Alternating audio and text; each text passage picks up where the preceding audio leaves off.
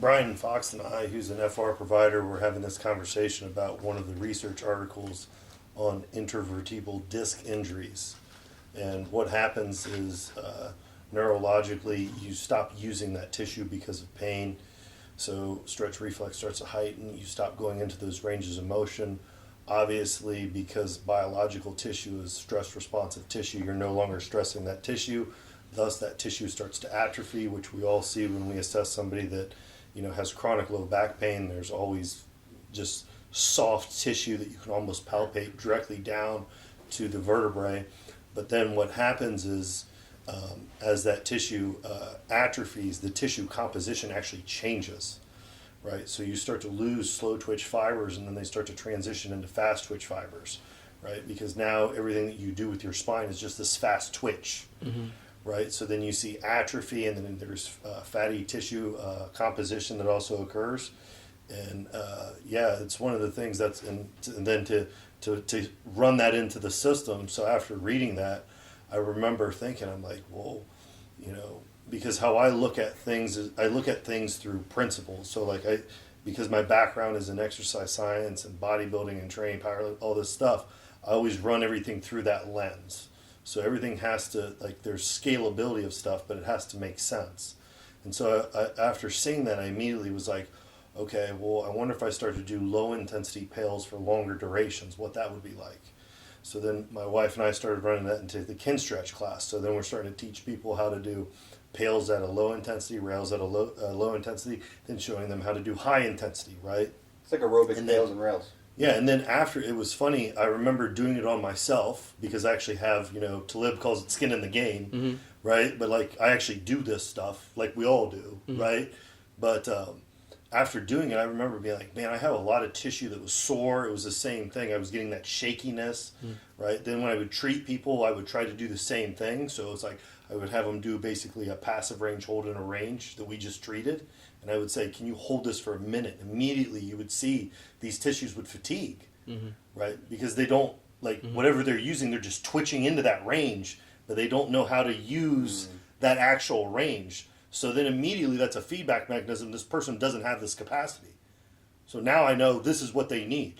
The system is failing. You can't even hold your hip in 5 degrees of internal rotation. I'm laughing, okay? But nobody can see this, but I'm laughing because in our world of therapists and chiropractors and most people would be like, that doesn't matter. Just fucking brace and just keep going. Just, you know what I mean? All that stuff is great, but just brace and then do bird dogs, and everything's gonna be okay. Yeah. Which, by the way, I gotta say this on this.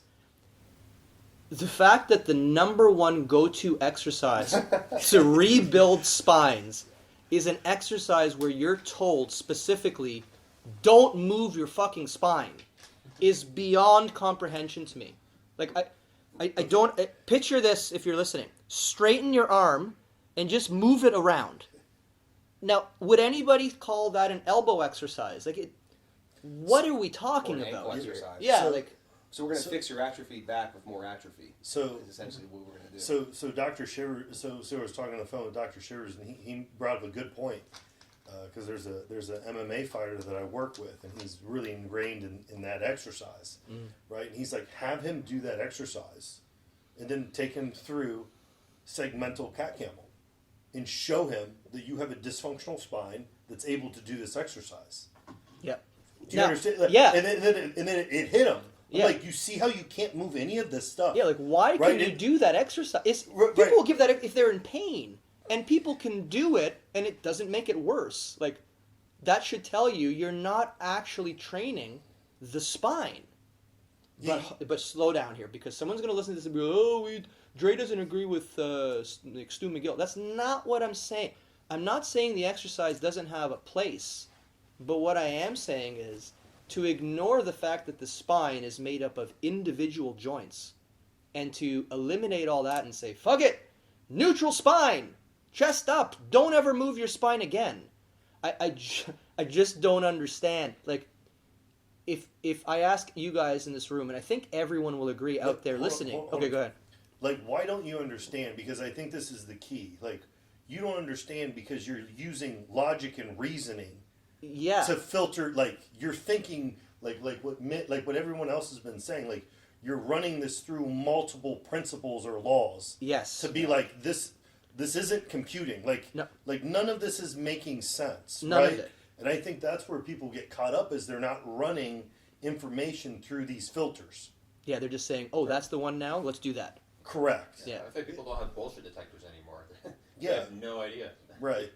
Again, I'm not calling a bird dog bullshit. I'm not saying that. Not necessarily the bird dog exercise, But- just in general. You know what I mean, but Because just- when you make these claims saying like, oh, you need to be a neutral spine all the time. 'Cause I see patients too where, that they've been told to be a neutral spine all the time, and then you see them trying to pick a pencil off the floor or do anything, and then they go over to pick up a dumbbell and they go out a neutral spine, they'll say, and their back went out. Yeah. Well, it's because you've only ever been in neutral spine for the last 20 years, and then you go into surgery and get a discectomy, and you go back and do the exact same thing after that traumatic event of not only just the trauma of the back pain and traumatic back injury, but the surgery itself, and then you're told to never move your spine to neutral. I'll do you How one. can that be I'll safe? do you one better. If you take any therapist now and you go, that guy is fused at L4-5. What do you think that's a problem? And they'll be like, oh man, L5-S1 and L1-L2, like the joint above and below, they're in trouble. Like, yeah, I know. That's what I'm saying. If you're you're always in neutral spine, you just had a fusion surgery. So I don't. Okay.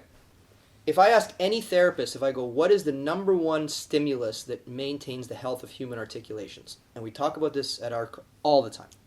It's movement. Like, you can't keep a joint healthy without moving it. You can inject that fucker with, fish oils. You can inject it with glucosamine and collagen. You can stop eating gluten and become a vegan. You can do whatever the fuck you want, right? But the only way to maintain the health of L5 on S1 is the movement of L5 on S1. Like, the cartilage of the joints making up L5-S1 have poor blood supply, as do the cartilages of every other joints in your body. So how the hell are nutrients getting to that cartilage? It's a physical process of movement, right? You have to move. So if you're telling someone, stop moving, so you have a course of back pain, and now you go, wait a minute, the literature says that if you keep a neutral spine, you'll have decreased chance of another bout of acute back pain. But is that the goal, or is the goal to make the back work right? Because if you tell a person to stay neutral, you're kind of trading acute back pain for chronic back dysfunction. You know what I'm saying? Like, what do you, again, are you thinking 1 week ahead? Are you thinking 2 weeks ahead? Or are you thinking about the rest of this person's life?